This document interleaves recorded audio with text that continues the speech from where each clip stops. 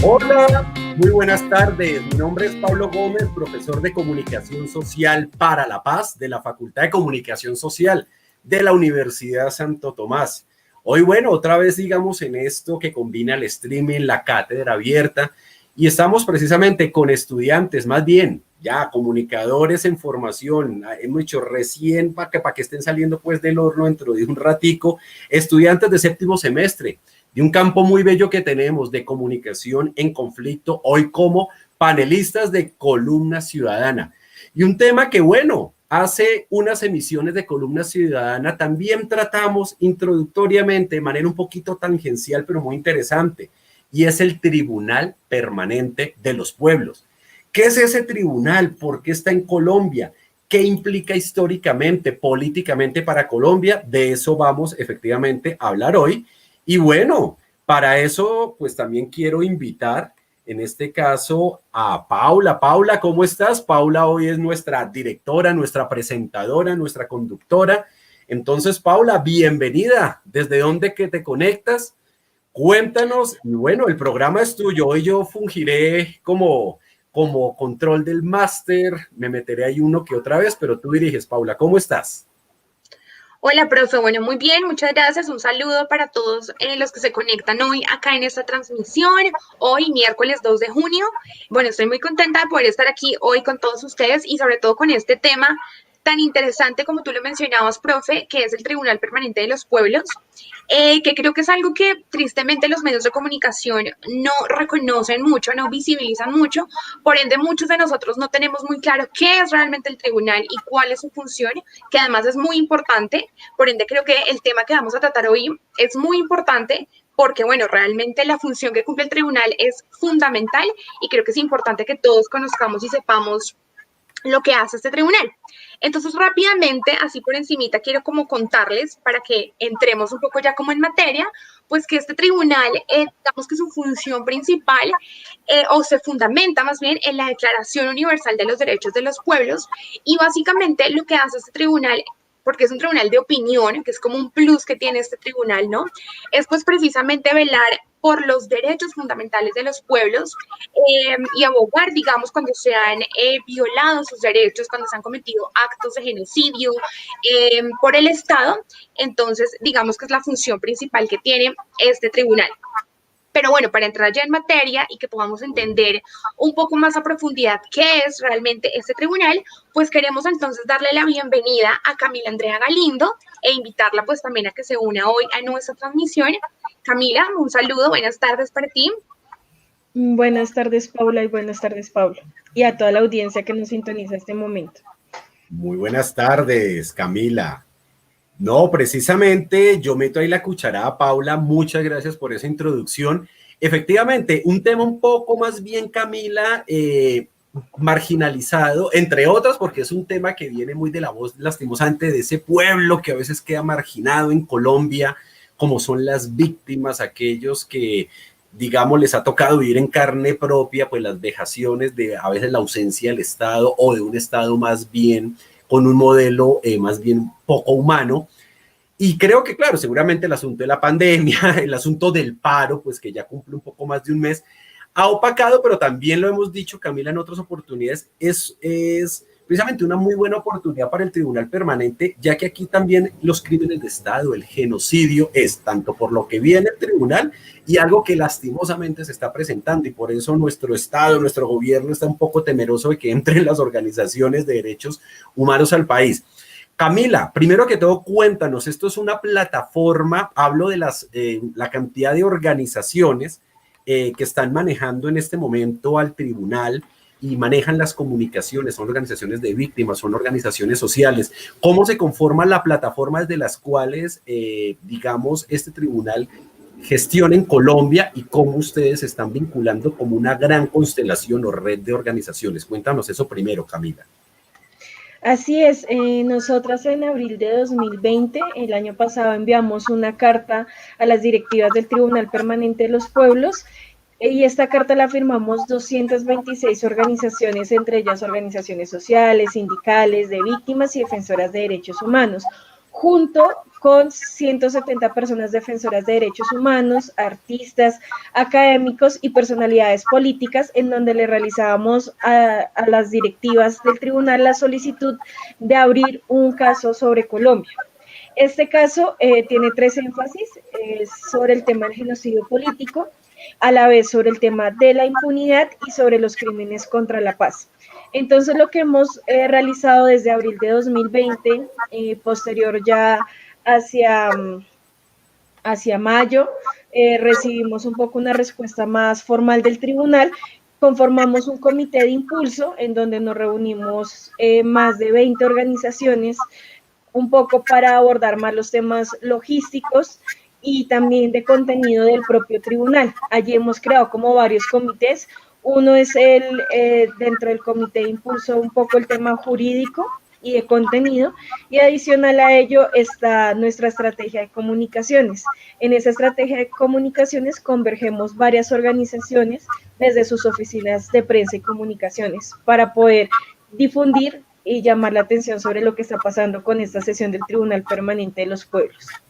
Bueno, y nos contaba Paula al inicio, Camila, que bueno, no es un tribunal jurídico, como digamos la mayoría lo entenderíamos. No vayan a pensar que digamos de pronto sale una sentencia y entonces, no sé, a Duque lo van a meter a la cárcel o una cosa así. No, ni me ha faltado que por allá busquen a expresidentes y hagan lo mismo. No, es algo simbólico. Cuéntanos un poco cuál es la importancia, pero sobre todo de una vez contextualicemos. Paula y sus compañeros como equipo de trabajo estuvieron, bueno, y al igual que muchas organizaciones y muchos ciudadanos, acompañando los previos de la sesión de este tribunal. Cuéntanos cuándo se dio esta sesión. Tenemos entendido que fue entonces en el mes de marzo. ¿Cómo les fue y en qué consistió, digamos, esa primera aparición del tribunal aquí en Colombia, por lo menos para este año 2021?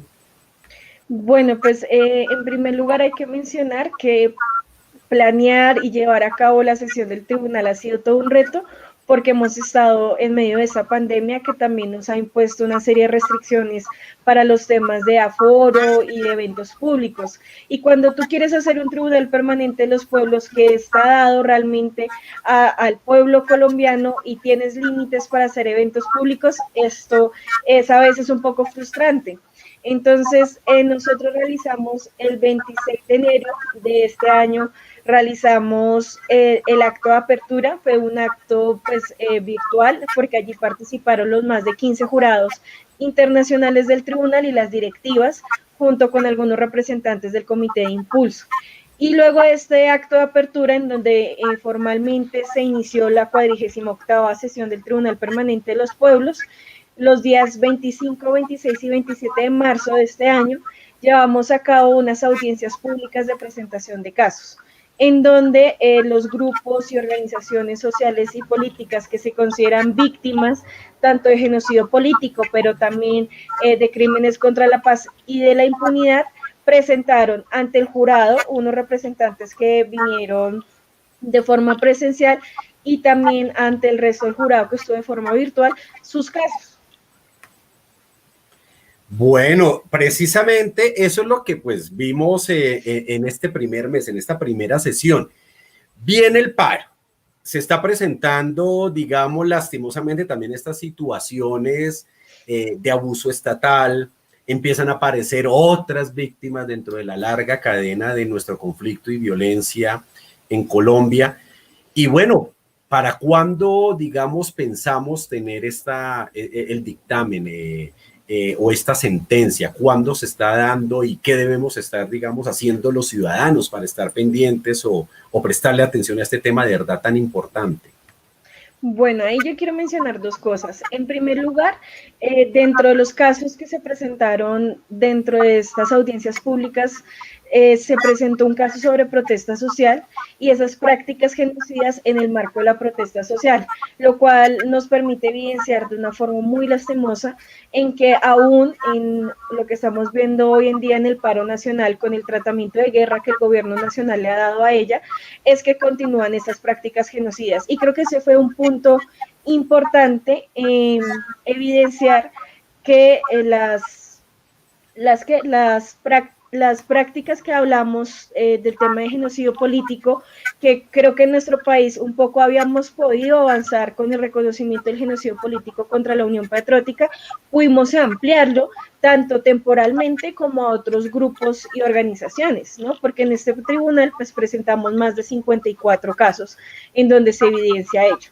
Y en segundo lugar, ¿qué es lo que queremos que, digamos, la ciudadanía esté haciendo? Uno, tenemos nuestras redes sociales, así que allí lo que pueden estar haciendo es estar pendientes. Estamos retomando muchos de los aspectos que se presentaron tanto en enero como en marzo, para que puedan ver de pronto quienes se perdieron de esas audiencias. No es necesario que se vean los 3 días completos de los videos, si lo quieren hacer, están dispuestos, pero adicional a ello también es importante que puedan recoger algunos de los fragmentos importantes que allí expusimos. También pueden conocer un poco más de cerca el jurado, y hay que estar muy pendientes, porque en este mes que acaba de iniciar, en junio, vamos a tener el dictamen. Esperamos que este dictamen esté hacia la tercera semana de junio, es decir, no la semana que viene, sino la siguiente. Bueno, y aquí vemos efectivamente, Camila, estaremos muy pendientes, que además esto estuvo, digamos, acompañado previamente, bueno, como siempre, mucho colorido, de mucha fiesta, de mucha, digamos, protesta simbólica, las batucadas, los performances, el teatro de la calle, ¿no? Finalmente, ¿en qué consistían estos momentos previos? Que además vemos las fotografías de Terumoto Fukuda, uno de nuestros estudiantes, que bueno, y que seguramente más adelante Paula nos integrará al panel. Finalmente, antes de pasar a otros temas y volver a Paula, ¿cómo nos fue? ¿Cómo nos fue con todas estas festividades y estas manifestaciones? Bueno, lo que estamos viendo ahorita en pantalla son las imágenes de un tribunal permanente de los pueblos a la calle que llevamos a cabo en la ciudad de Bogotá unas semanas previas a la realización de las audiencias públicas de presentación de casos. Y allí, pues, es lo que es el tribunal, es una mezcla de expresiones ciudadanas, tanto desde el arte, tanto desde la academia, que acompañan al tribunal. Entonces, allí lo que tuvimos fue el acompañamiento de la batucada Zaperoco, que ellos, además, digamos, de alzar la voz con sus tambores que retumbaron en el centro de la ciudad, también nos ayudaron a difundir la información clave que tenemos sobre el tribunal y que ya Paula un poco expresaba en la introducción que realizó. Nosotros llevamos algún material impreso. Como siempre en Bogotá corremos el riesgo de que llueva, y llovió ese día, pero la gente se quedó, nos estuvo acompañando.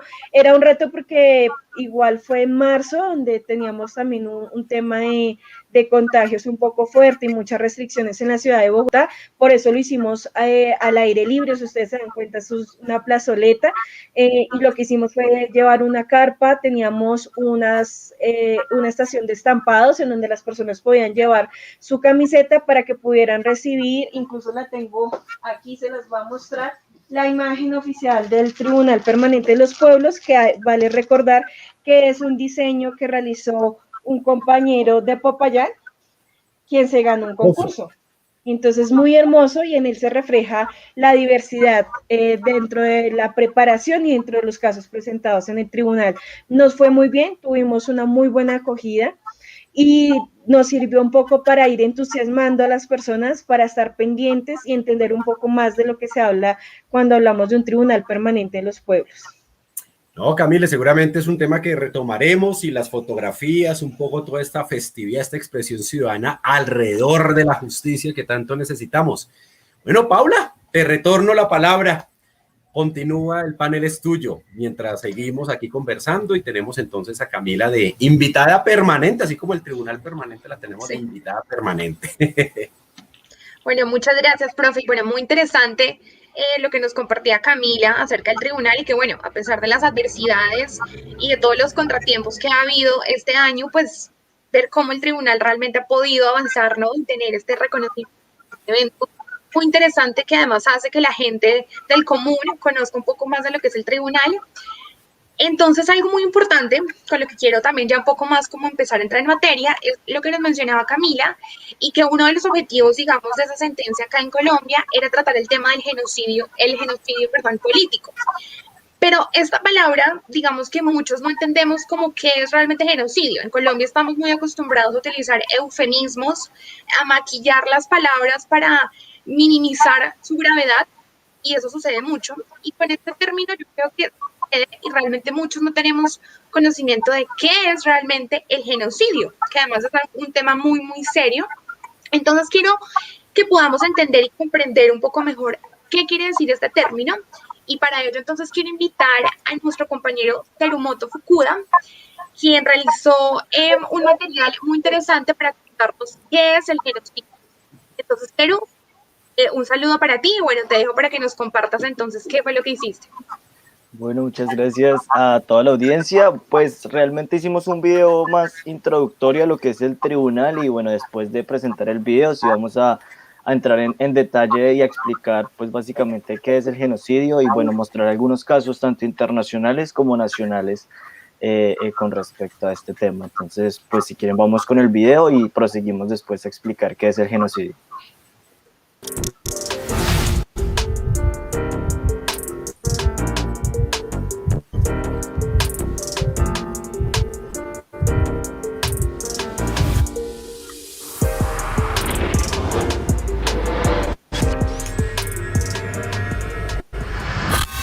Miles de colombianos se lanzaron masivamente a las calles. Discontent is boiling over in Colombia. Die Pläne für eine Steuerreform in Kolumbien. Mouvement de manifestation qui secoue depuis plus de 2 semaines maintenant la Colombie. 중남미 국가 콜롬비아에서 반정부 시위가 3주째. El país se encuentra en la mirada internacional y como dato a resaltar, en enero del presente año, el Tribunal Permanente de los Pueblos, que sirve como instrumento de reconocimiento y visibilidad, toma de la palabra para todos aquellos pueblos víctimas de violaciones de los derechos fundamentales, empezó su sesión número 48 enfocada en Colombia. Queremos evidenciar cómo ha sido ese proceso genocida, cómo llevamos una vida y una historia colombiana con este proceso genocida. Consideramos que no podemos seguir callados, tenemos que alzar nuestra voz. Que por primera vez en Colombia y en el mundo se ha reconocido el delito autónomo de genocidio político contra la Unión Patriótica.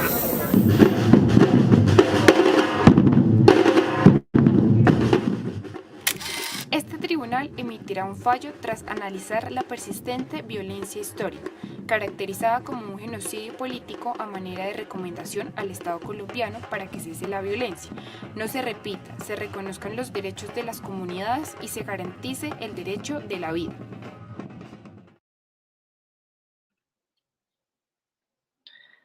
Listo, entonces pues el video va enfocado mucho también como enlazado con lo que es la coyuntura actual de lo que es el paro nacional y lo mencionaba Camila que los abusos policiales o la fuerza pública en las protestas pues también es considerado como un delito, ¿no? Entonces es un caso que se está evaluando y bueno, creímos pertinente entrelazarlo y también pues hacer como la contextualización de por qué el tribunal está aquí en Colombia. Entonces, bueno, pues entrando como en materia, pues teniendo en cuenta que esta sesión del Tribunal Permanente de los Pueblos se titula como genocidio político en Colombia, pues nos remitimos al Estatuto de Roma de 1991, pues el cual es un instrumento constitutivo de la Corte Penal Internacional, ¿no? Que fue adoptado en la ciudad de Roma, en Italia, el 17 de junio de 98, y pues durante esta conferencia se dieron como unos parámetros y se definió al genocidio como el realizar esos actos enfocados a destruir total o parcialmente un grupo étnico, racial o religioso. Y dentro de estos actos pueden ser matanzas a los miembros del mismo grupo, lesiones graves a la integridad física o mental de los integrantes de cierto grupo, el sometimiento intencional del grupo a condiciones de existencia que hayan de acarrear su destrucción física total o parcial, medidas destinadas a impedir el nacimiento en el seno del grupo y el traslado por la fuerza de niños del grupo a otro grupo. Entonces, pues precisamente, pues son estas prácticas genocidas que se han vivido a lo largo de la historia del país, que pues las organizaciones sociales, étnicas, de víctimas de derechos humanos, políticos y estudiantiles, pues estuvieron como reclamando, por decirlo así, en estas sesiones que se llevaron a cabo el 25, 26 y 27 de marzo. Y bueno, como se ha mencionado, pues a la espera del fallo tan importante para este próximo 10 de junio, o bueno, pues entre este mes, ¿no? Creo que, pues, se mencionó que es un tribunal no jurídico, sí, pero pues realmente una sentencia, sea jurídica o de opinión, pues creo que tiene un gran peso y más que todo hacia las víctimas. Es como esa reivindicación y decirles, o sea, no invisibilizarlas, ¿sí? Yo creo que pues de pronto nadie va a entrar a la cárcel o pues no es que sí vayan a hacer una persecución política a los expresidentes o algo así, pero pues realmente ese reconocimiento a las víctimas creo que pues yo creo que es quitarle como esa espina al sufrimiento de la guerra aquí en Colombia y pues buscar como la no repetición de estos actos genocidas, ¿no? Entonces, creo que pues por un lado esto es lo que pues es el genocidio, y lo que se busca es pues como visibilizar este conflicto y la existencia de este conflicto a lo largo de la historia y pues mirar también como esos crímenes contra la paz ocurridos antes y después también de la firma del acuerdo de paz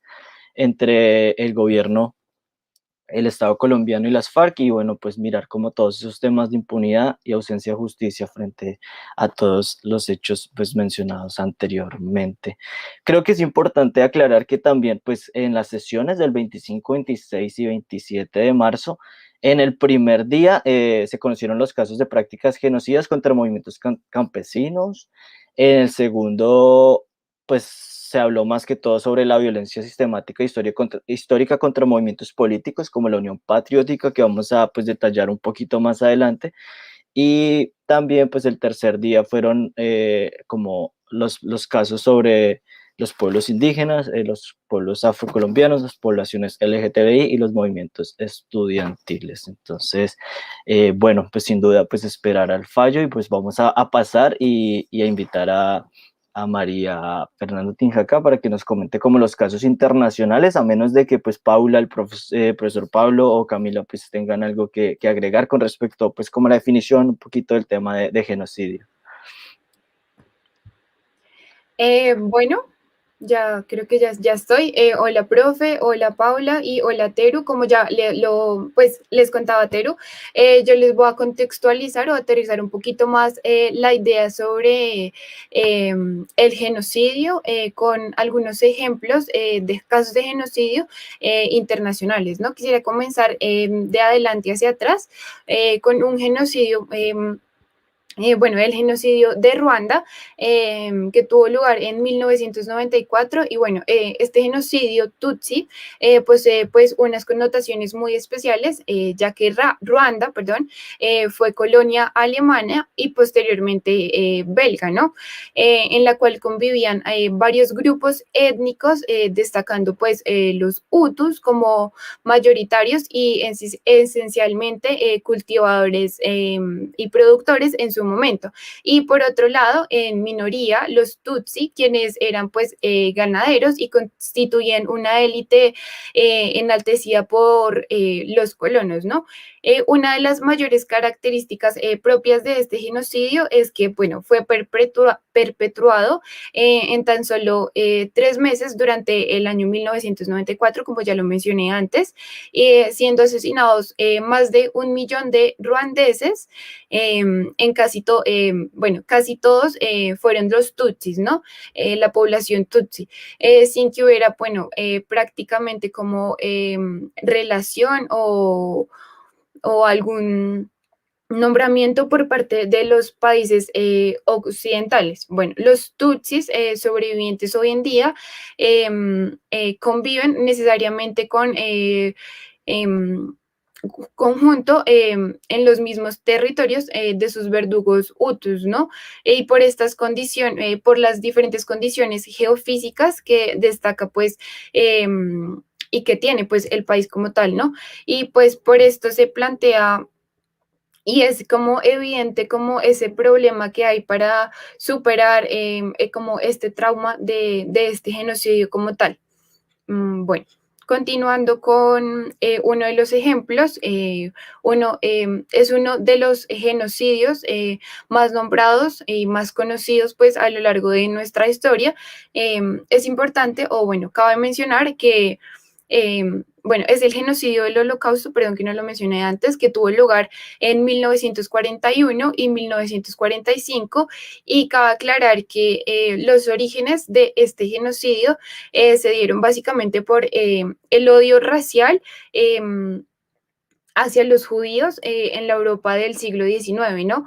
Que los europeos los estigmatizaron como un grupo de carácter antisocial y los responsabilizaron sobre todos los males de esa humanidad.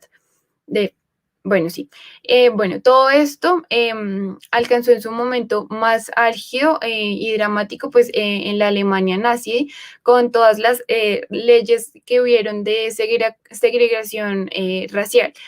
Y es importante mencionar que el Holocausto, bueno, que es el Holocausto y este genocidio constituye posiblemente el crimen colectivo más relevante a lo largo de toda la historia de la humanidad, con más de 6 millones de asesinatos. Bueno, básicamente como el exterminio de unas 3/4 partes aproximadamente de todos los judíos europeos, ¿no? Que pues es bastante, pues es una población bastante grande. Y finalmente quisiera darles a conocer un genocidio que no es muy nombrado y que tiene unas características muy relevantes, que el cual es el genocidio armenio, que se dio durante el año 1915 y 1923. Este genocidio supuso más de 1 millón de víctimas durante estos años que les mencioné, 1915 y 1923, y una de las características especiales que tiene este genocidio es que aún es negado sistemáticamente por el Estado turco, que pues fue donde ocurrió básicamente, ¿no? Y en la actualidad es reconocido explícitamente solamente por 24 países. Y bueno, uno de los países que no lo reconoce explícitamente es España. Y bueno, más allá de los terribles traumas de este genocidio, en el que desaparecieron y torturaron a la mitad de los armenios del Imperio Otomano, pues también es como que la diáspora armenia continúa hoy en día pues estimada aproximadamente en unos 8 millones de personas, ¿no? Y bueno, con esto quería contextualizarles un poco más y abrirles un poco más como el panorama sobre qué es un genocidio y pues casos muy importantes que han habido a lo largo de la historia, que han sido pues estos 3. Con esto pues abro un poco más, bueno, le abro paso a mi compañero Ángelo, quien les va a comentar sobre algunos de los casos locales de genocidio. Así es, María Fernanda, ¿cómo están? Profe Pablo, ¿cómo está? Paula Terumoto. Bueno, sí. Bueno, sí, yo les voy a hablar de 2 casos en específico colombianos, y pues uno de ellos, pues, como es bien sabido, como lo vimos ahorita en el video, que es la persecución de las víctimas de la UP. Este fue un partido político que salió, y pues esto fue casi que pues realizado por jefes paramilitares, Elber Velosa, alias HH, y que fue pues a quien se le tramitó todo este genocidio. Este genocidio pues tiene muchísimas víctimas. Este genocidio pues, bueno, ocurrió entre 1984 y el 2002, y pues digamos que los homicidios como más conocidos y más destacados fueron de 2 candidatos presidenciales muy importantes, Jaime Pardo Leal y Bernardo Jaramillo. Bueno, de aquí vamos a hablar, esto fue realizado entre el 84 y el 2002, y pues la fiscalía acá de Colombia, pues por el momento existen 863 casos relacionados por el genocidio que aún están en investigación por el momento. Todo esto pues tomado de Pacifista, que es un medio alternativo que se encarga de visualizar todo esto. Solamente de los 863 casos, solo se han proferido 246 sentencias, y 67 de estos mismos casos han sido declarados de lesa humanidad. Pero así, en contraste también, tanto la Fiscalía como la JEP, ahorita la Justicia Especial para la Paz, que existen dos cifras al respecto, ¿no? Dependiendo por dónde se lo mire. La Fiscalía en ese momento presentó 1.620 víctimas, mientras que el Centro de Memoria Histórica, junto con la JEP, dijeron que hay más de 6.000 víctimas. Entonces, toca mirar a ver cómo sigue este proceso. Obviamente, ahorita el Tribunal Permanente de los Pueblos se encargó de esto, hizo un estudio, pero sí quisiera preguntarle a Camila, bueno, ¿cómo fue este proceso para ustedes, el Tribunal Permanente de los Pueblos, estudiar este genocidio? Gracias, Ángelo. Pues ha sido un proceso maratónico. Yo quisiera, digamos, que hay comentar varias cosas. En primer lugar, sobre la definición de genocidio. Nosotros, y ha sido también como una experiencia desde el Tribunal Permanente de los Pueblos, no solo en esta sesión sobre Colombia, sino ya en las pasadas, digamos que si bien hay algunas referencias a ese marco jurídico internacional, también vamos más allá de ese marco jurídico internacional. Y respecto al concepto de genocidio, también hemos ido un poco más allá, porque la definición internacional tiende a ser muy minuciosa y especialmente como en esas prácticas que pueden concebirse como prácticas genocidas. Entonces nosotros hemos ido un poco más allá y hemos ampliado ese espectro. Estamos preparando, ahí sí como publicidad no pagada, pero estamos preparando ya nuestra página web, esperamos que esté lista dentro de las próximas semanas y allí van a poder encontrar un glosario para que sepan más o menos cuáles son las definiciones que nosotros estamos trabajando. En el tema del genocidio, estudiarlo no ha sido fácil, pero tampoco ha sido algo que solo realicemos el comité de impulso a nivel jurídico, sino es algo que lo trabajamos en conjunto con las organizaciones. Por ejemplo, tu compañero ahorita lo mencionaba en que el primer día hablamos sobre ese genocidio en contra del movimiento campesino. Y allí en ese caso se hizo un trabajo muy bonito desde los compañeros del equipo jurídico Pueblos, quienes acompañaron a la redacción de estos documentos, digamos que para poder elaborar todo el tema de este caso, lo que nosotros hacemos es que si bien no es un tribunal estrictamente, sí hay que preparar unos documentos, si tenemos, por ejemplo, una fiscalía que representa los casos y hay que pasar un material probatorio, o sea, tampoco es algo que sea, digamos, tan informal, si bien hablamos de un juicio ético, también tiene como algunas formalidades, entonces lo que nosotros hicimos es que por cada caso preparamos unas fichas en donde las personas y los procesos puedan responder unas preguntas claves para poder identificar esos rasgos del genocidio, ¿sí? Cuáles habían sido esas prácticas, cuáles son los objetivos y lo más importante también que quisimos destacar en esta sesión es cuáles han sido las consecuencias de estas prácticas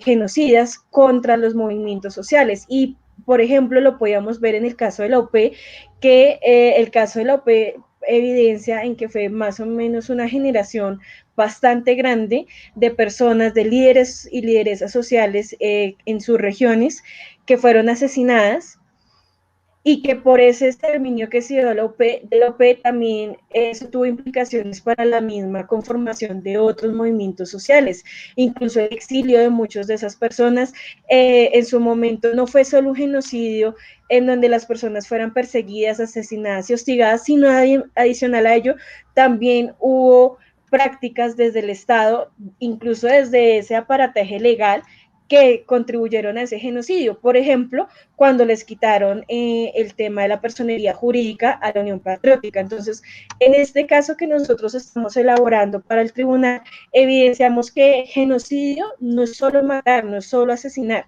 Claro, hace parte y es una de las prácticas más crueles que están dentro de este fenómeno del genocidio, pero nosotros también podemos hablar de otras prácticas de genocidio como la estigmatización, como la judicialización, como la criminalización de ser parte del movimiento social, porque lo que nosotros sostenemos es que observamos un proceso social genocida desde hace más de 100 años en donde este proceso es conducido por esa élite en el poder económico y político de nuestro país que para seguir ostentando ese poder, pues atacan a cualquier manifestación de la ciudadanía que pueda llegar a oponerse a ellos. Por eso vemos como una gama tan variada de víctimas, porque realmente lo que comparten es un sentimiento de generar cambios, de generar conciencia dentro de diferentes comunidades y por ello se vuelven objetivo de este genocidio.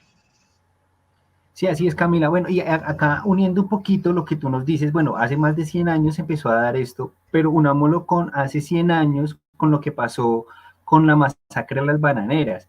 Exactamente en el año 1928, pues en noviembre, lo de las masacres bananeras, eso fue en Magdalena contra la United Fruit Company.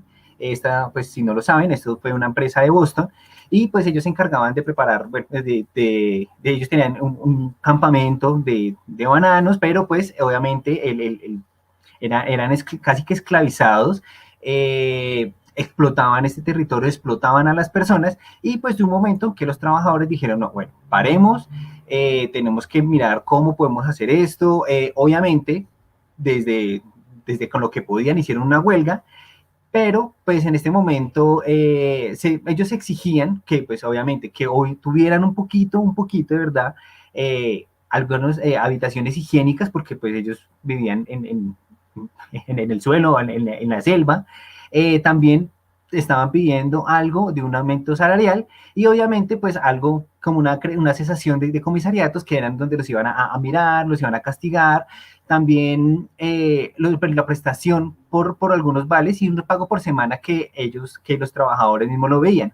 Pero esta tiene que ver, como es muy diferente a lo que veíamos ahorita con la Unión Patriótica, porque ahorita, hasta, bueno, sí, casi 100 años después, no ha habido ningún culpable, ni el gobierno en un principio dio la orden de asesinar a todos. El general Cortés Vargas dio la orden, pues, de que si no desalojaban y si no se podían trabajar, pues simplemente los mataban, pues, y lo más fácil fue matarlos a todos. Hubo varias investigaciones de parte del gobierno.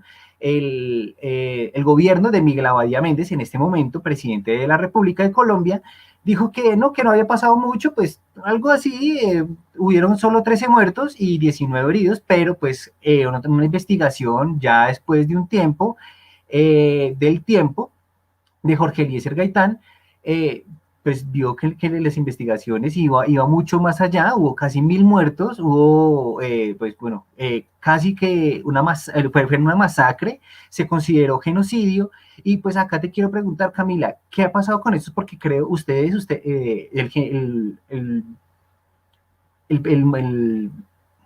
perdón, el genocidio de las bananeras. Perdón. O sí, el tribunal. No, el Tribunal Permanente de los Pueblos, perdón, ha trabajado esta masacre y lo ha considerado un genocidio. ¿Por qué lo consideran un genocidio? Viendo que pues eran trabajadores y cómo, bueno, después de tanto tiempo, cómo ha sido recuperar toda esa información y buscar pues la ayuda para todo esto, para resolver este caso. Sí, Ángelo, digamos que nosotros dentro de los 54 casos que presentamos al jurado del Tribunal Permanente de los Pueblos, los hemos agrupado más o menos en 14 sectores. Y uno de esos sectores ha sido los casos históricos, en donde se encuentra la masacre de las bananeras y también la masacre de los artesanos. Estas masacres es importante evidenciar que, claro, eran trabajadores, pero pues tampoco, como tú comentabas en tu relato, pues no estaban allí porque sí, sino pues son trabajadores sindicalizados que estaban agremiados, que estaban agrupados y que estaban exigiendo unas mayores garantías dentro de sus jornadas, y lo que evidenciamos es que realmente no hubo ni siquiera un control ni una respuesta mínimamente acorde a las exigencias que ellos realizaban, sino que de una vez fueron catalogados como un objetivo militar en este caso, en donde las Fuerzas Armadas también llegan a servir, como lo hemos visto en otros casos, a estas empresas privadas, y realmente vemos que el gobierno responde a los intereses de estas empresas privadas y no a los intereses de la ciudadanía y a velar por el cumplimiento de los derechos y garantías de la ciudadanía, ¿no?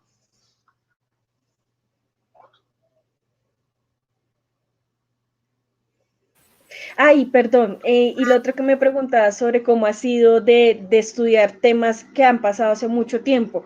Allí es donde la academia también juega un rol principal. Para el tema de la masacre de las bananeras y de los artesanos, contamos con la colaboración de un gran académico e investigador, que es el profesor Renan Vega, y yo creo que ustedes lo han escuchado, y él nos ha aportado documentos históricos de las investigaciones que él mismo ha realizado, con los cuales hemos podido construir las fichas que se presentaron al jurado del tribunal.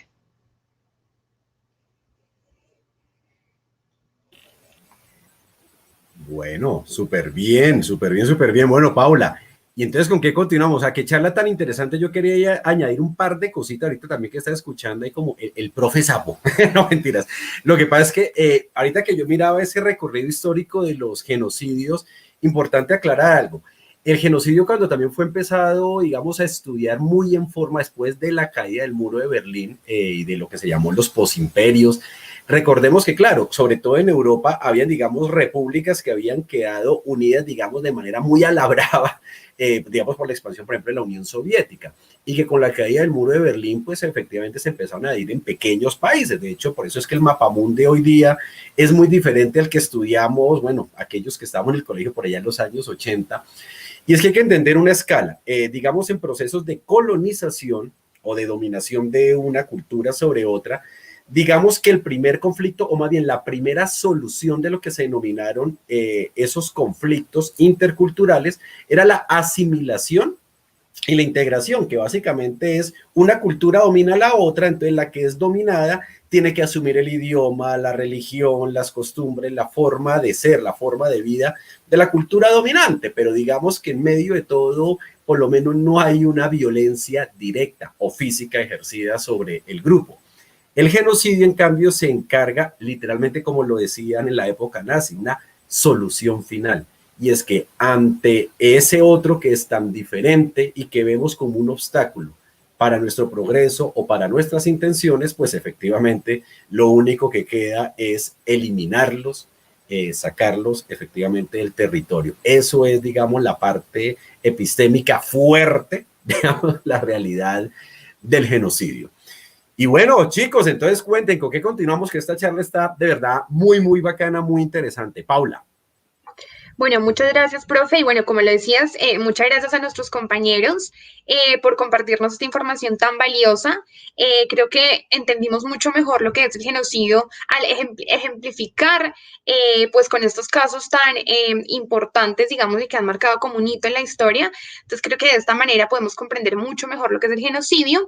Y bueno, lo que nos compartía Camila, ¿no? También muy interesante entender que, bueno, un genocidio no siempre tiene que ver o significa, digamos, asesinar o matar a una cantidad de personas, sino que también puede darse de manera simbólica, ¿no? Tiene como diferentes vertientes y, bueno, muy importante también ver como otra perspectiva, otra mirada de lo que es el genocidio.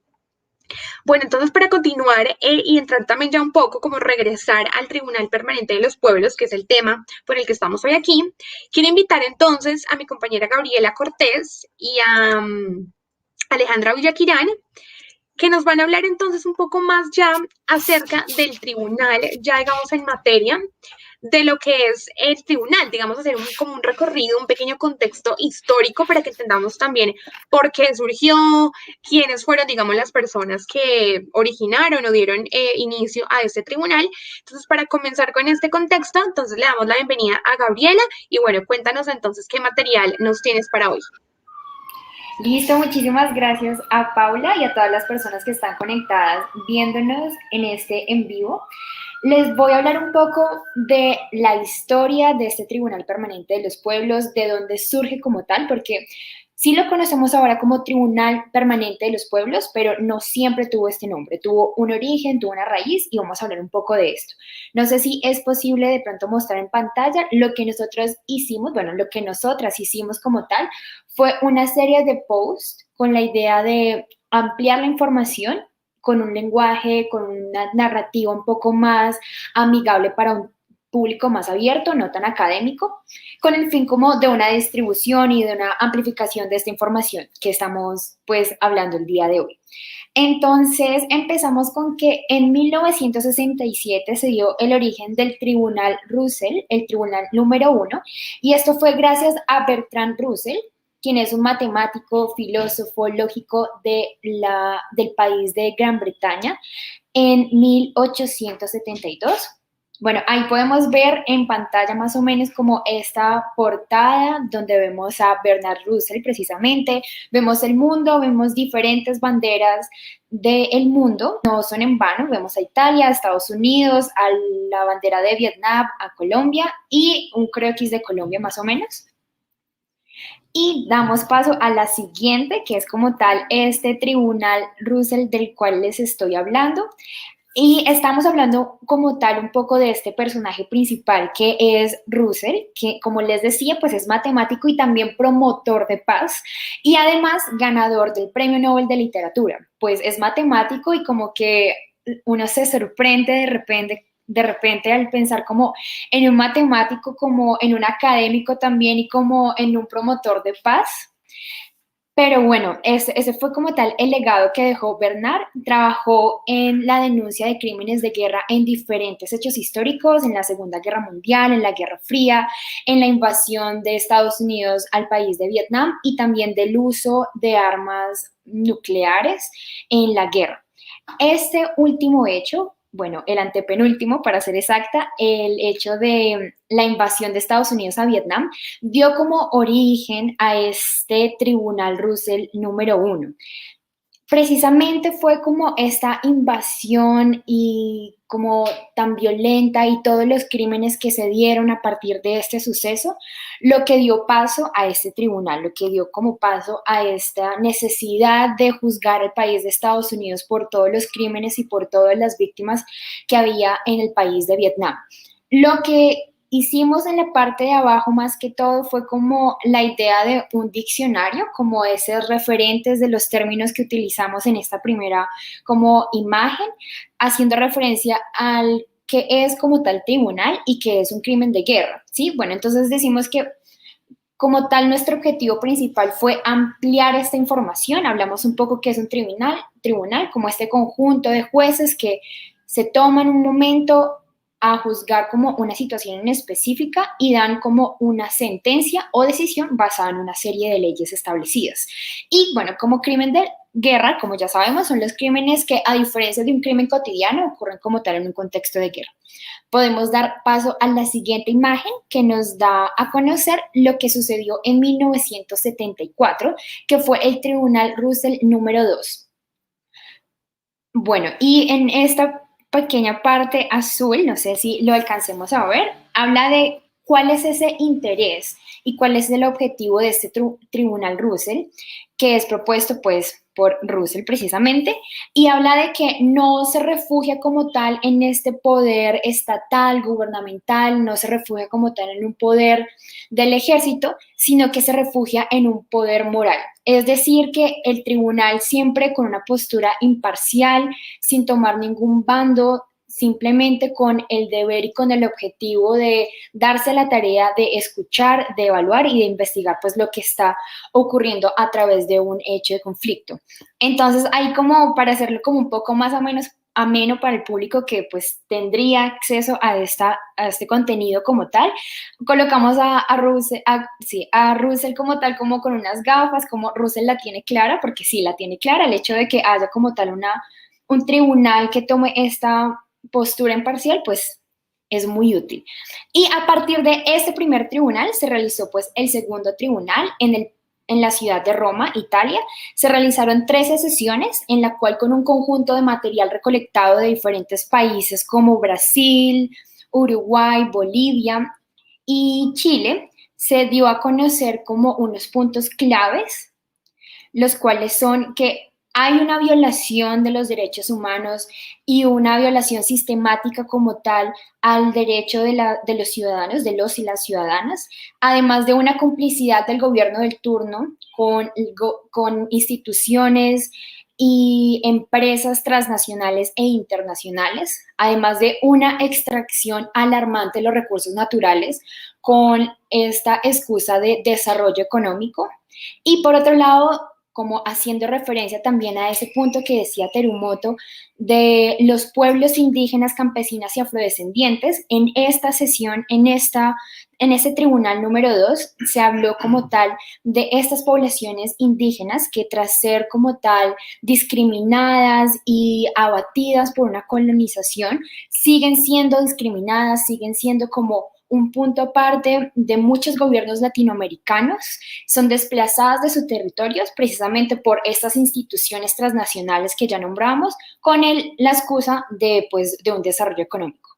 Y bueno, damos paso como tal a nuestra última diapositiva en esta parte. Y hablamos del Tribunal Permanente de los Pueblos. El término surgió más o menos en 1979 debido a Lelio Basso, que vio la necesidad de institucionalizar estos tribunales y de ampliar como tal estos tribunales a diferentes partes del mundo, a Latinoamérica, Asia, África, Europa, entre otros. Bueno, muchas gracias, Gaby, por la información que nos compartes. Muy interesante ver como todo este recorrido que ha tenido el Tribunal de los Pueblos, que veamos que no es algo que surgió de la nada, sino que tiene realmente un trasfondo muy, muy importante. Y bueno, obviamente la idea de este señor de Lelio, muy importante realmente para crear un cambio y un impacto importante en todos los pueblos. Bueno, ya que Gaby nos compartió entonces ese contexto histórico, ahora entonces quiero que regresemos un poco a lo que nos mencionaba Camila anteriormente, de la sesión que ocurrió en Colombia, precisamente en marzo, para que entendamos también un poco más qué fue este caso, ¿no? Además, algo tan importante que nos toca a todos, porque ocurrió en Colombia. Entonces, le doy paso a mi compañera Alejandra Villaquirán, que nos va a compartir también un material que ella realizó para pues, poder visibilizar un poco más el caso que ocurrió acá en Colombia. Sí, efectivamente, buenas tardes para todos y todas. Bueno, sí, como Camila y otros compañeros ya lo han mencionado al inicio pues, de este conversatorio, pues Colombia lo toma el Tribunal Permanente de los Pueblos. Entonces, también me gustaría hacer esta pregunta y si es posible que Camila la responda pues cuando yo haga mi intervención. Como sabemos, pues se toman 3 ciudades que son Bucaramanga, Bogotá y Medellín, en donde, claro, se determinan como o se denuncian estas, pues, o diferentes casos, que no todos, pues, son los mismos, pero pues obviamente encierran el tema del genocidio. Entonces, a mí me gustaría saber, pues, cómo se determinan o por qué deciden tomar estas ciudades, el tribunal, como pues lo has mencionado. Entonces, pues, en Bucaramanga se presenta, pues, el exilio como práctica social genocida. Entonces está pues el ejemplo del movimiento campesino, las masacres paramilitares. En Bogotá se presentaron pues ante el jurado 13 casos que constataban la sistematicidad del genocidio político, pues como los históricos que son la masacre de los bananeros, como lo hemos hablado. Y finalmente pues en Medellín se toma pues la palabra de las comunidades indígenas, de los pueblos campesinos, la población LGBT. Entonces, pues a mí me gustaría, y pues para también que la audiencia sepa por qué se determinan estas ciudades, y sobre todo pues Bogotá, ¿no? Pues porque, claro, Bogotá es la ciudad principal, pero no es precisamente la ciudad a la que considero yo le afecta directamente como, pues, el genocidio, creería yo, no sé. Esa es como mi pregunta. Bueno, eso obedece a unos criterios de logística y financieros, sinceramente. La idea siempre ha sido llevar el Tribunal de los Pueblos a las regiones, descentralizarlo, pero como ustedes saben, eso económicamente y logísticamente es muy difícil y cuesta bastante. Y adicional a ello también en el contexto de pandemia, era difícil de pronto hacer una inversión muy grande monetaria y que a la final de pronto días antes del evento no pudiéramos llevarlo a cabo por las diferentes medidas que se toman en esos contextos de pandemia. Entonces lo que hicimos fue un poco mirar cuáles organizaciones de las que están presentando casos se ubicaban en qué ciudades también teníamos de pronto alguna presencia de organizaciones que pudieran llevar a cabo y asumir el tema de la logística, que no es nada fácil, y cómo podíamos coordinar el tema de los desplazamientos. Por eso elegimos Bogotá, porque había muchas organizaciones, por ejemplo, especialmente las que se presentaron en el tema de las organizaciones políticas y de los partidos políticos, se encontraban acá en Bogotá. Luego escogimos Medellín, en donde pudieron llegar también las comunidades étnicas, tanto indígenas como comunidades negras, y Bucaramanga lograba agrupar a gran parte del movimiento campesino. Entonces, ya la preparación puntual de lo que eran esas audiencias de presentación de casos, distribuimos, igual ustedes vieron que en esas audiencias hubo intervenciones vía Skype y vía Zoom, pues porque también habían personas que son muy mayores y tenían sus riesgos de comorbilidades que no les permitía llegar de pronto presencialmente y tampoco quisimos arriesgar a nadie.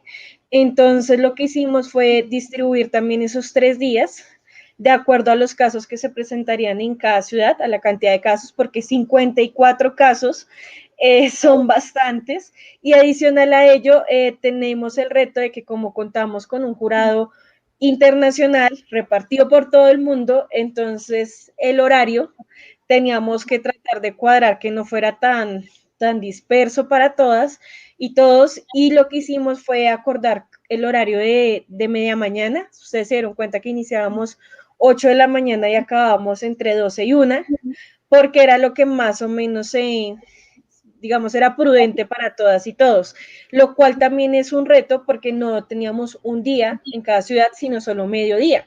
Entonces, todo eso, más el tema de la traducción a otros 2 idiomas, el tema de enlazar lo presencial con lo virtual, fueron unos retos también en la preparación misma del tribunal que no son nada fáciles, pero pues que logramos sortear, y allí también tratamos de que los casos se presentaran por sectores, y dentro de los sectores los ordenamos de forma cronológica para que los jurados pudieran entender de una mejor forma cómo todos estos casos, estos 54 casos, comprendían ese proceso social genocida de más de 100 años. Ok, Camila, muchas gracias. Una cosita también que pues me gustaría preguntarte ahora, teniendo pues en cuenta lo que ocurre en el paro, y pues yo estuve como viendo las redes sociales del tribunal y pues demostraban como su preocupación ante la situación. Pues a mí me gustaría saber cómo se une también ahí el tribunal a apoyar, o de qué manera ellos contribuyen como al análisis o pues así como a reunir denuncias de pronto que puedan ser, no sé, visibles dentro del Tribunal Permanente de los Pueblos, o si ya definitivamente solo se cierran con los procesos que ya vienen, o se les puede como adicionar diferentes procesos que hayan ocurrido pues ahorita en la coyuntura. Sí, ahí hay 2 elementos. Digamos que el tribunal debe tener un periodo de jurisdicción, ¿sí? Es como una jurisdicción temporal. Entonces, sí, la jurisdicción temporal se dio desde la masacre de las bananeras, que fue el primer caso a nivel temporal que presentamos, y la sesión del 27 de marzo. Ese fue el cierre temporal que hicimos, porque pues con los casos que nosotros presentamos, donde por ejemplo también está el de líderes y lideresas sociales, pues es un conteo de nunca acabar. Entonces, sí, por tema, digamos, práctico y un poco de formalidad del tribunal, debe haber un límite. Sin embargo, el tribunal también evidenció por medio de un comunicado, las directivas del Tribunal Permanente de los Pueblos evidenciaron su preocupación por lo que estaba pasando, incluso eso fue a inicios de mayo, o sea, todavía no, pues estábamos viendo un poco lo que había pasado 28, 1 de mayo, pero todavía no habían pasado como más sucesos que luego nos han seguido preocupando. Entonces, es un poco que ellos trataron de llamar la atención allí y ver cómo conectamos lo que presentamos en el Tribunal Permanente de los Pueblos con lo que está pasando ahora, es evidenciar también, y lo haremos cuando salga el fallo a nivel internacional, cómo lo que está pasando ahora no es algo nuevo, ¿sí? Claro, hemos logrado tener una relevancia a nivel internacional por medio de las redes sociales que en la época de la masacre de las bananeras no teníamos, pero no es algo nuevo y tiene unas raíces muy profundas, o sea, no es gratis, no es inexplicable porque personas, o sea, personas civiles que no tienen relaciones directas con las fuerzas militares están armadas y disparan contra otras personas civiles. Sí, eso no es algo nuevo, sino pues también está dentro de lo que se explicó dentro de todos los casos, y es que pues, hay unas diferencias también de clase, hay también un tema de una estigmatización en contra de la protesta social, eso lo hemos visto constantemente en lo que ha sido las alocuciones presidenciales, o sea, el tema de que nos llamen vándalos no es algo tampoco ahorita, o sea, viene de hace rato, también esos procesos de judicialización de líderes sociales tampoco es algo de ahorita, y también el respaldo que desde las fuerzas militares de policías se le da a estas personas de civil que están usando armas de fuego, o sea, creo que no, y eso espero que lo tengamos claro, no es comparable una piedra o cualquier forma de mecanismo de defensa que utiliza una persona en medio de una protesta con un arma de fuego. Nunca va a ser comparable ni proporcional. Y allí, pues, lo que vemos que está pasando ahorita es lo que llevamos advirtiendo muchos años, que ya también llega a un nivel que es muy doloroso y que es muy preocupante porque sigue ascendiendo, y que nos preocupa es que ya no solo hace parte, digamos, de esas fuerzas militares que de cierta forma deben responder a una cadena de mando, a un control, que si bien no lo está haciendo presidencia ahorita, uno le puede exigir a alguien que lo haga, sino que ya también se desafora a un nivel civil en donde no hay un control.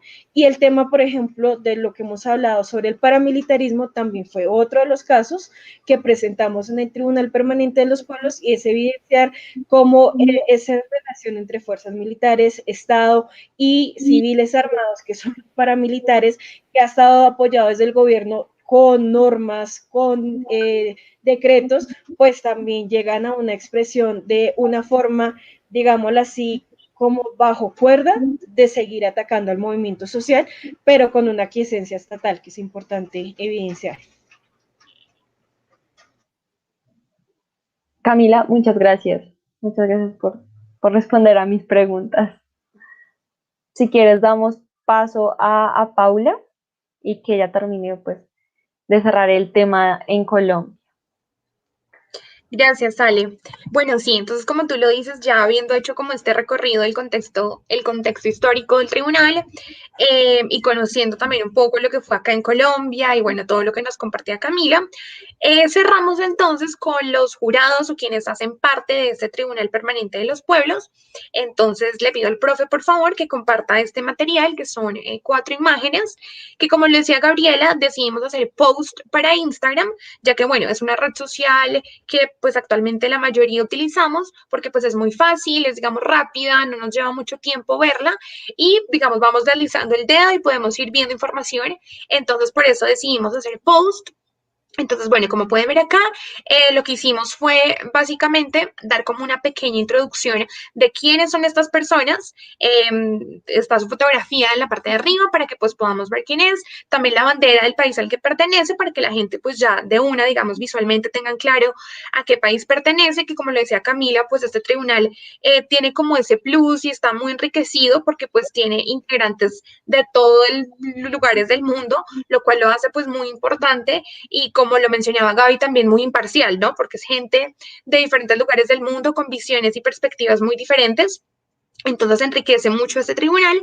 Entonces decidimos hacer estos posts que, bueno, nos hablan un poco de quiénes son estas personas, que la mayoría son académicos, son teóricos, son personas muy importantes que han hecho mucho por sus países y no solamente por sus países, sino también por otros lugares del mundo.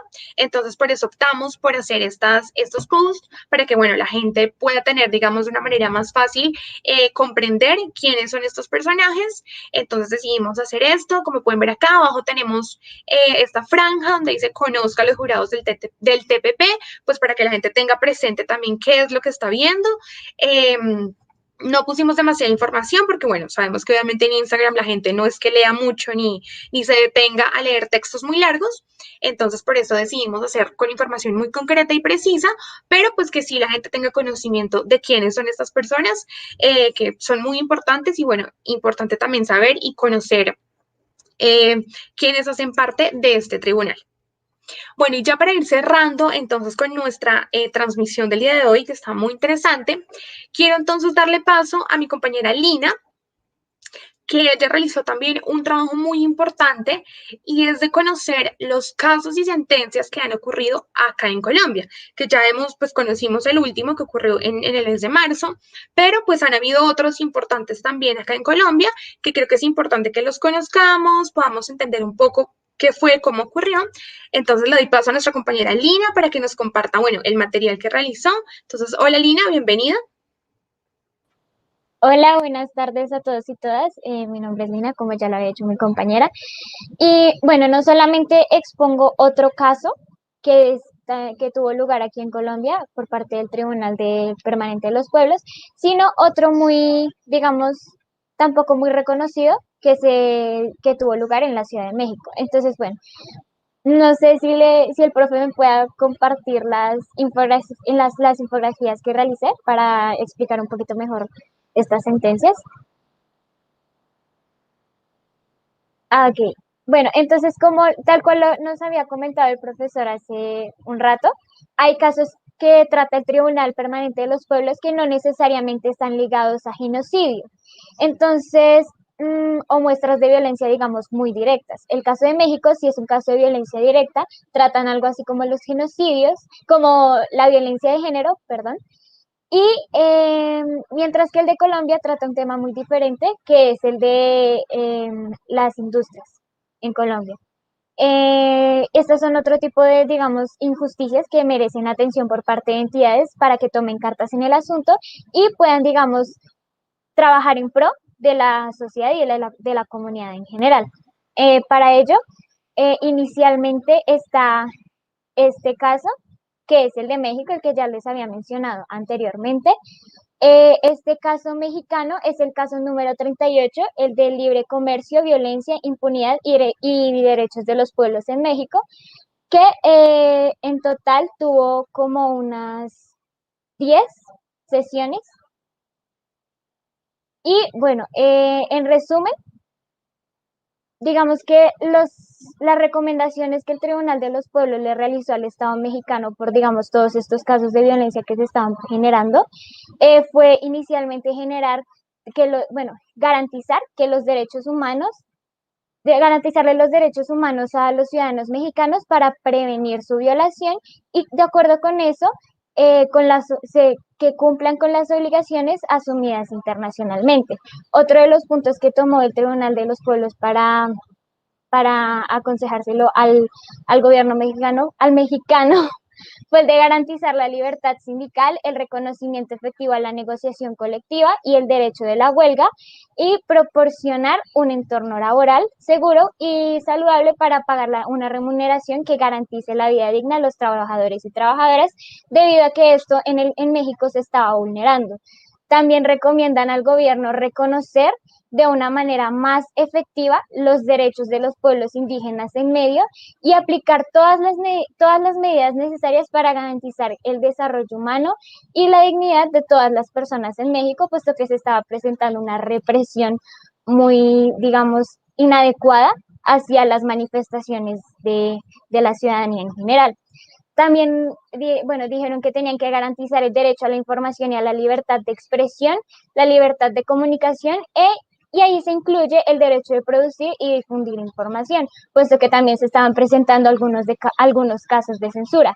Hay que recordar que estas sesiones se dieron entre el año 2011 y el año 2014. También le pidieron al gobierno cesar las prácticas de represión, como ya lo había dicho, criminalización hacia los manifestantes y la judicialización y la discrepancia de los movimientos sociales, de los y las periodistas y de los defensores ambientales de derechos humanos, puesto que los estaban también reprimiendo y censurando. También le pidió remover todos los obstáculos institucionales y jurídicos de todas las prácticas que contribuyen a mantener la impunidad, puesto que no se estaba llevando a cabo la justicia de una manera adecuada y se estaban presentando muchísimos casos de impunidad.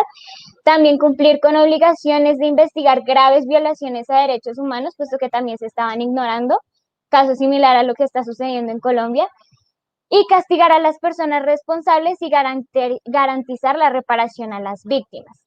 Y por último, una de las últimas recomendaciones que se le realizó al gobierno mexicano fue el de modificar todas las normas legales que constituyan un obstáculo para desarrollar las medidas anteriormente mencionadas. Por otro lado está la otra infografía, la del caso de Colombia. Gracias, profe. El caso de Colombia es el de empresas transnacionales y derechos de los pueblos en Colombia, que se dio en el año 2006 hasta el año 2008. Tuvo en total 7 sesiones, es la sentencia número 33. ¿Y en qué consiste esta sesión? Pues básicamente sacan a la luz los casos de varias empresas transnacionales, como por ejemplo Coca-Cola y Nestlé, en donde el nivel de crecimiento de su capital, es decir, sus ganancias, eran extremadamente altas en comparación con empresas de un menor recibimiento.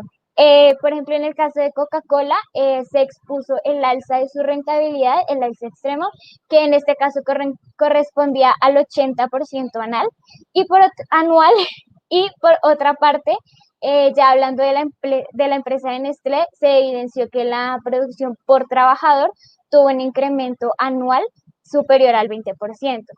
Según el Tribunal de los Pueblos, esto se logró gracias a estrategias, digamos, no legales o por lo menos no honestas que se les ocurrieron a estas empresas, que implementaron para ahorrar costos con el fin de reducir lo más posible sus responsabilidades corporativas y con el fin de poder invertir esos gastos que ya se estaban ahorrando, por decirlo de alguna manera, e invertirlos en gastos propios de sus empresas.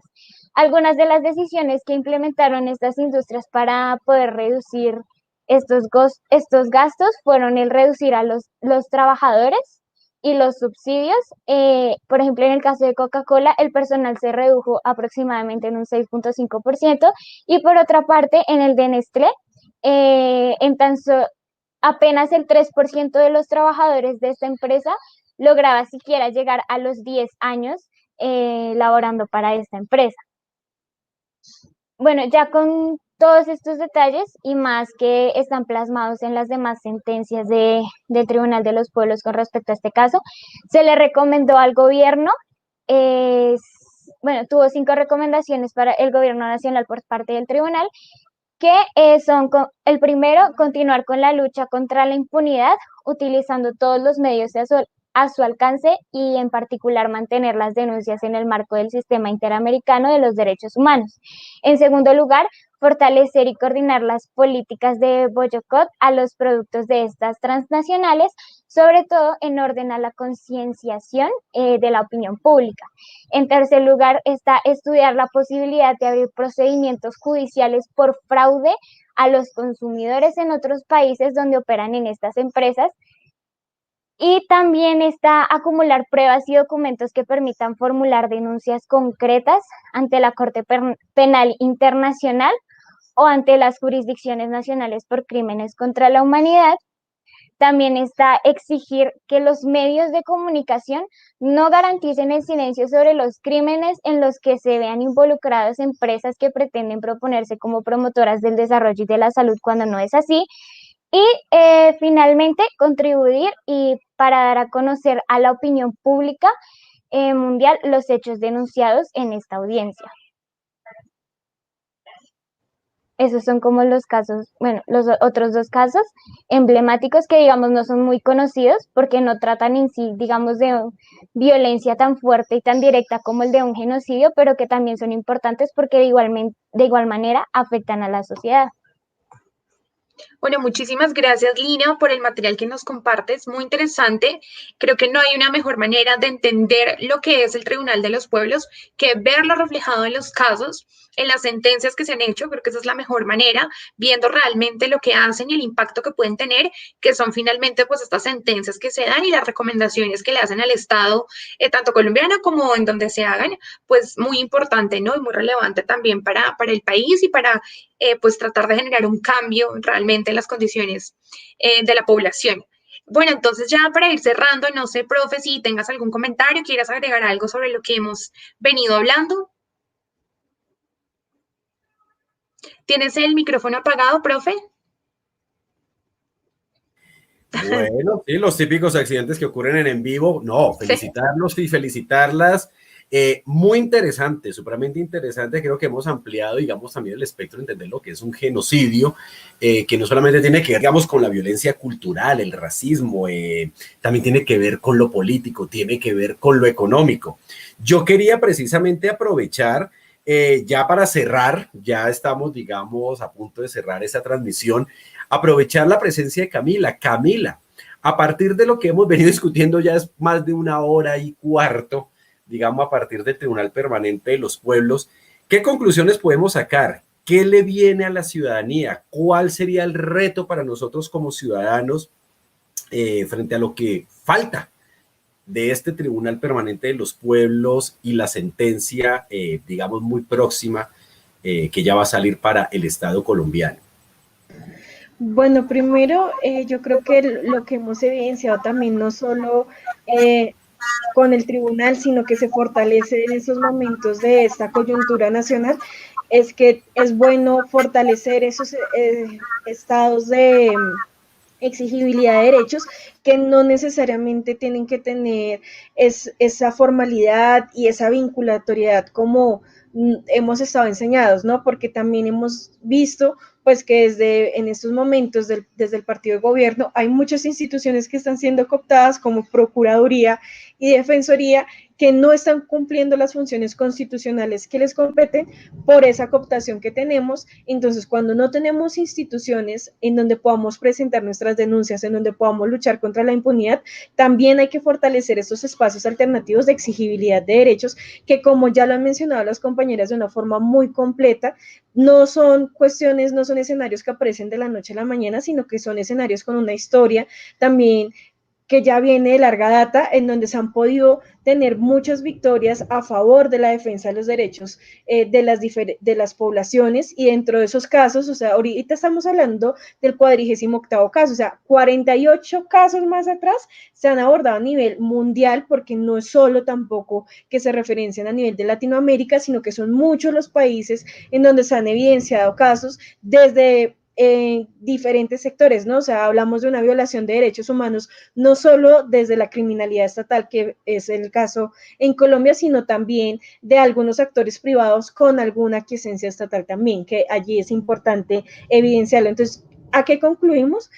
Que hay espacios por construir, que hay espacios en donde todavía nos podemos reunir, podemos converger, y que es necesario también desde la labor que ustedes ejercen de seguir difundiendo esta información, porque lo que hemos evidenciado también en este paro nacional es que hay un cerco informativo. Entonces, cuando no contamos con el apoyo de los medios tradicionales de comunicación, por ejemplo, en el caso del tribunal, no lo contamos, o sea, si bien las oficinas de comunicaciones y de prensa de las organizaciones tienen un relacionamiento con los medios tradicionales, no hubo poder humano de un periodista que nos cubriera algo del tribunal. ¿Por qué? Porque no era vinculante, porque etc. Entonces, ahí es donde nosotros vemos también cuál es el papel de esos medios tradicionales y también cuáles son los cuestionamientos que ustedes como comunicadores, en formación, también deben hacerse de qué lado de la historia quieren estar, ¿no? Y cuál es el lado de la historia que quieren informar y creo que se ha visto en este paro nacional en donde los medios alternativos de comunicación son quienes están ayudando a romper ese cerco informativo que pues lastimosamente lo tenemos en nuestro país, pero al cual le podemos hacer frente, ¿no? Creo que allí está también dentro del ejercicio de la estrategia de comunicaciones del tribunal, también se ha fortalecido una alianza informativa que en estos momentos se titula El Paro en Vivo, en donde convergemos organizaciones defensoras de derechos humanos y medios alternativos de comunicación en esa tarea de romper el cerco informativo, apostándole a la difusión del Tribunal Permanente de los Pueblos, pero ahorita desde el 28 de abril haciendo una labor de reportería, de análisis de lo que ha constituido el paro nacional para hacer frente y que creo que es algo que es un ejercicio que se puede seguir replicando y fortaleciendo y que es una enseñanza también del Tribunal Permanente de los Pueblos. O sea, no, yo soy abogada y espero que mis colegas nunca me juzguen por lo que voy a decir, pero no necesariamente tenemos que ligarnos a esa rigurosidad institucional, sino también apostar a esas iniciativas populares como es el Tribunal Permanente de los Pueblos, reforzarlo, difundirlo y exigir lo que en este mes esperamos que salga en su fallo. Es que definitivamente no podemos ser un estado decimonónico, ¿no? Es decir, sí, la democracia es algo muy viejo, pero el siglo XXI trae nuevos retos, nuevas expresiones, la democracia tiene que cambiar, los mecanismos tienen que cambiar. Afortunadamente existe esta jurisprudencia entre lo popular y lo oficial internacional que, bueno, permite que por lo menos tengamos, digamos, una amplitud en esas vedurías, en esas vigilancias. Y ahorita que hablaban de Adolfo Hitler y el Holocausto, claro, es que precisamente en esos ambientes donde hay genocidio, recordemos que el mismísimo Joseph Goebbels, el ministro de la propaganda nazi, padre incluso de teorías modernas de la comunicación, creó sus 11 principios, ¿no? Negar, echarle la culpa al otro, en pocas palabras, crear un enemigo único. Y sí, al parecer, digamos, después de 100 años de historia, la cosa de verdad no ha cambiado. Bueno, Paula, ¿algo que agregar? ¿Alguna conclusión de ustedes como grupo periodístico, como grupo de estudiantes? Sí, profe, pues primero que todo agradecer a Camila, a Laura por estar aquí hoy en esta transmisión y por supuesto a todos mis compañeros por su participación, por todo el material que compartieron hoy, muy interesante, y decir que este fue realmente un ejercicio muy, muy valioso para todos nosotros, porque yo personalmente no conocía de este tribunal antes de que no lo mencionaras al inicio de semestre y que empezáramos también como con todo este trabajo, no lo conocía. Y fue muy interesante realizar este ejercicio porque tuvimos la oportunidad de indagar, de conocer y ahondar mucho más en lo que es el tribunal y bueno, pues todos estos materiales nos sirvieron muchísimo para entender mejor, el hecho de también hacerlos más fáciles de entender para el público en general, pues hace que nosotros también de alguna forma lo comprendamos mucho mejor. Volvemos como toda esa información compleja en algo sencillo, en videos, en maneras fáciles de entender. Entonces creo que fue un ejercicio muy interesante. Agradecer a todos y a ti, profe, por la oportunidad, por permitirnos participar también en este tribunal, pues de alguna manera, ¿no? Como con nuestras pequeñas acciones y con estos productos comunicativos, que fue realmente una experiencia muy, muy bonita, muy enriquecedora y que, bueno, realmente nos va a quedar ya para siempre este tribunal y lo que realiza. Entonces es muy valioso todo lo que hemos hecho y pues nada, nuevamente gracias a todos nuestros compañeros por su participación y por, bueno, estos productos tan chéveres que realizaron. A ti, Paula, y a todo el grupo de panelistas, de verdad, muchísimas gracias. No queda más que decir que, claro, esto es Columna Ciudadana y aquí debemos hacer resonancia ciudadana. Miren, busquen en los motores de búsqueda de Google, pongan Tribunal Permanente de los Pueblos. Encontrarán la página, encontrarán videos, encontrarán mucho material con el que nos podemos nutrir, con el que podemos coger, digamos, muchísima más información. En redes sociales, Tribunal Permanente de los Pueblos o TPP, como sería su sigla. Hay perfiles, ahí también encuentran varios tips, encuentran, digamos, mucho material y es hora de que la ciudadanía que no conocía esto que estaba sucediendo en Colombia, pues bueno, lo sepa, le hagamos un seguimiento.